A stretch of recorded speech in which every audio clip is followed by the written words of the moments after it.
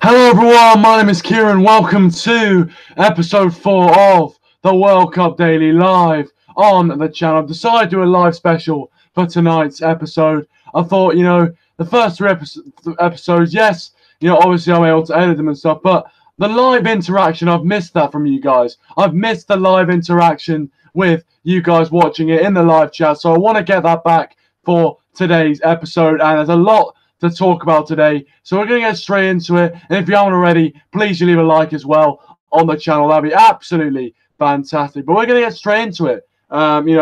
Basically World Cup action. We're going to go through all of that, through all the 3 games happened today, and then we're going to preview England's first match, the opening game of England's campaign in the World Cup. They'll be facing Tunisia tomorrow at 7 o'clock British time, so you don't want to miss that. So we'll be previewing that game as well, and as always, you guys can leave your thoughts in the live chat, what you think about all the World Cup games and things like that. So we're going to get straight into it, obviously. First game of the day was Costa Rica versus Serbia. Now, the game itself wasn't great.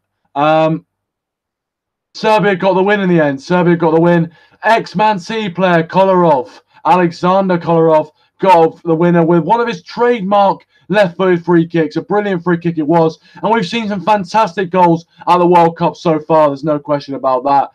We've seen a lot of long-range efforts, and Kolorov adds to the list with another great free kick as well. And they got the 1-0 win, Serbia, which has meant, due to the other results in their group, has meant they've gone top of their group. So fair play to Serbia, top of their group after match day 1. And Nemanja Matic, also one of the highlights of the game, was him trying to take on the whole Costa Rican bench by himself. It was an absolute highlight for me. But in terms of the game itself, there wasn't too much quality, really. Both teams obviously, being kind of cautious, trying to get the first win. But Serbia were able to do it. 1-0 victory to them. And fair play, they go top of their group. So that is how the first game of the day went, and you guys leave your thoughts on that in the live chat as well, and in the comment section down below. The second game in the group was second game of the day, was Germany-Mexico. Now, this is one of the big stories of the World Cup so far, really.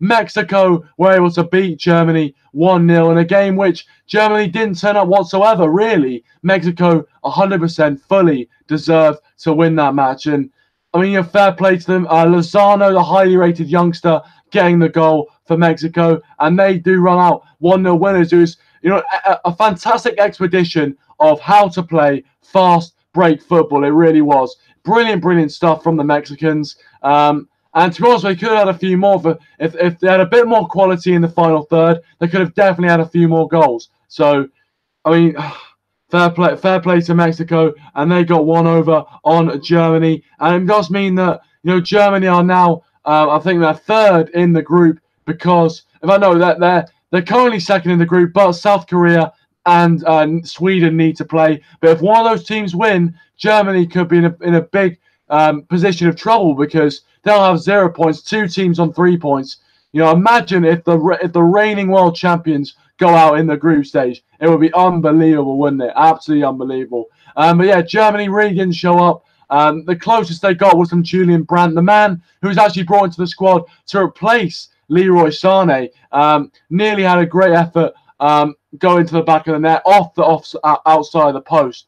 So that was the one. And ultimately, Germany didn't deserve to win it. Mexico, fantastic counter-attacking football from them. They definitely deserve to get the 3 points. And then the final game of the day was Brazil versus Switzerland. And to be honest with you, I thought it was a foregone conclusion, similar to the Germany match. I thought Brazil, they're going to turn up here, first game in the World Cup. They're going to show everyone their samba football. They're going to go out there and absolutely hammer Switzerland. But it didn't go down that way. Coutinho in the 20th minute opened the scoring with a fantastic goal, 25 yards out, whipping it into the far corner. Keeper had absolutely no chance. So fair play to Coutinho. And they got their World Cup onto lift-off. But Switzerland got the goal back. Now it's a contentious VAR decision where the ball came into the box. There was a contentious push. Was it a push? Was it not a push? We don't know. A push in the back from one of the Switzerland players.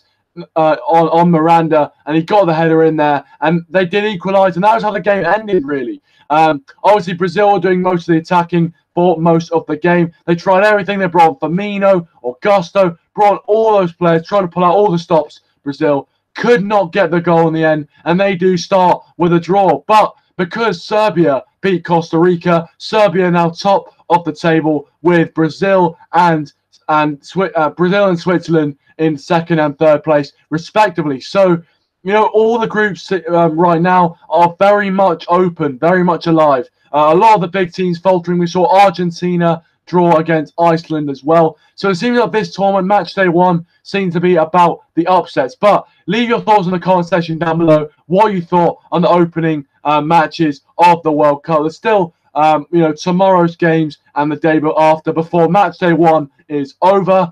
But the big important game we're going to talk about now is the England game. The England game is going to be happening tomorrow.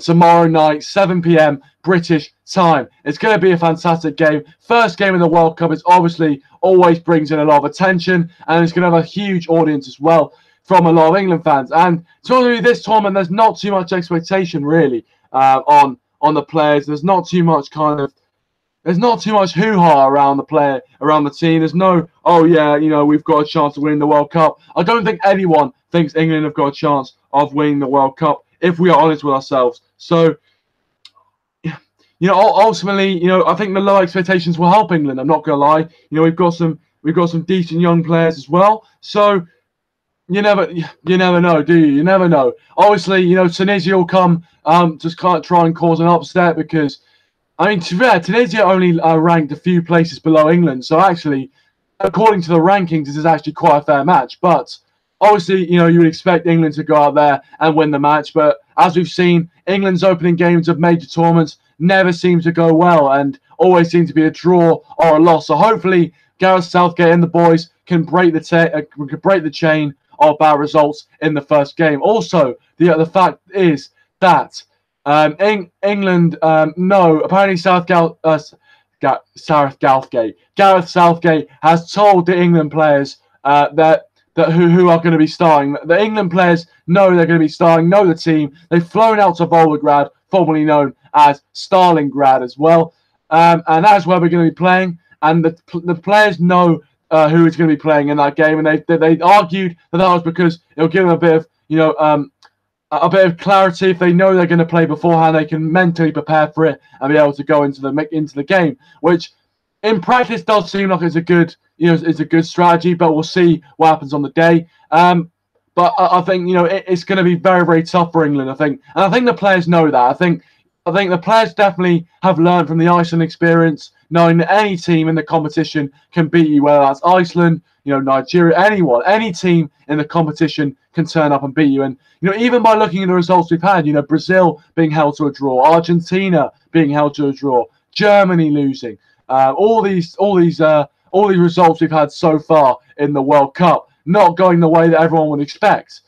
So, you know, ultimately any team can turn up with a good performance and really put you under the cosh. So, you know, I think England we need to be, you know, we need to make sure that, you know, we're not complacent like we were last time. So ultimately, I think it's going to be a very difficult game. I'm not going to lie, it's going to be difficult. Come on, England! Yeah, there you go. But that really is going to end it for this World Cup daily. Obviously, you know, it was a bit of a live special for you guys, so uncut, raw, live special.